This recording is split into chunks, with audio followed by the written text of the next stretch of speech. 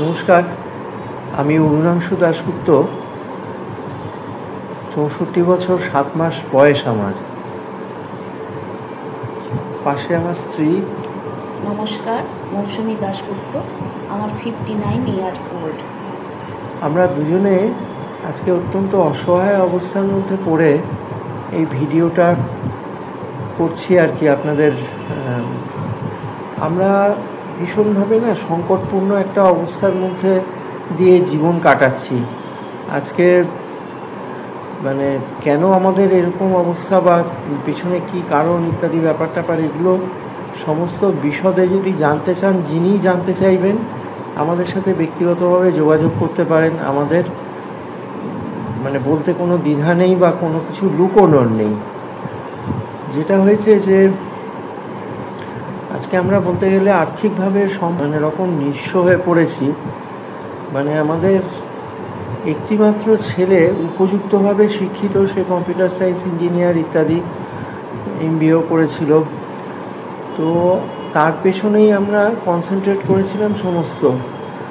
কিন্তু সে আমাদের এরকমভাবে একরকম বলতে পারেন পথে বসিয়ে সে আমাদের বসিয়ে রেখে গেছে আর কি। তো গত 5 বছর ধরে আপ্রাণ চেষ্টা করেছি। কন্ট্রাকচুয়াল সার্ভিস করতাম, তাতেই যতটুকু যা রোজগার করেছি তাই দিয়ে ছেলেকে বড় করা, সংসার প্রতিপালন করা, এগুলো করে এসেছি। এই বয়স হয়ে গেছে, শারীরিকভাবে আর সেরকমভাবে পারছি না।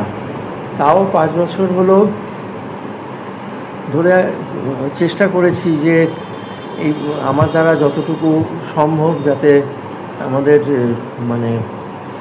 খাওয়া পড়া বা থাকা চলে যায়। কিন্তু সবটাই তো খুব অনিশ্চিত। স্ত্রীকেও মধ্যে হাসপাতালে ভর্তি হতে হয়েছে।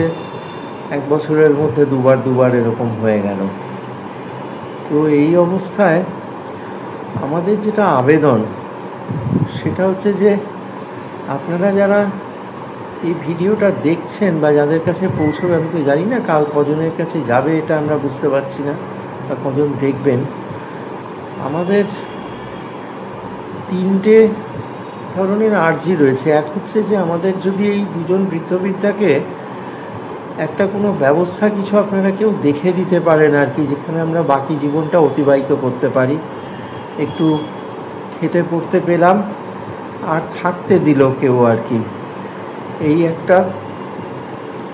আর হচ্ছে যদি আর্থিকভাবে কেউ কোনোভাবে সাহায্য করে মনে করেন যে না, এইভাবে একটা কিছু ব্যবস্থা করা যেতে পারে যেখান থেকে আমরা যেমন আমাদের জীবন এখন অতিবাহিত করছি, কিন্তু সেখানে একটা আর্থিক যোগান রইল যাতে করে চলে আর কি। এই 3টেই আর্জি। সেটা হচ্ছে যে যদি কোনো ধরুন আইন বিশেষজ্ঞ বা এরকম কেউ থেকে থাকেন যিনি আমাদের এই ছেলেকে এই পুরো ব্যাপারটা আর কি, যে এরকম সিনিয়র সিটিজেন মেনটেনেন্সের ব্যাপার তো থাকে। আমরা এটা বলছি না যে ও আমাদেরকে নিয়ে রাখুক বা আমাদের কাছে এসে থাকুক ইত্যাদি, কিন্তু আমাদের খাওয়া পড়া চলার ব্যবস্থাটা যেন যদি করে দেয় আর কি, সেই ব্যাপারে যদি কেউ আইনি সাহায্য বা প্রশাসনিক সাহায্য নিয়ে এগিয়ে আসেন তাহলে আমরা চিরকৃতজ্ঞ থাকব। হাত জোর করে বলছি, দয়া করে একটু আমাদের উদ্ধার করুন।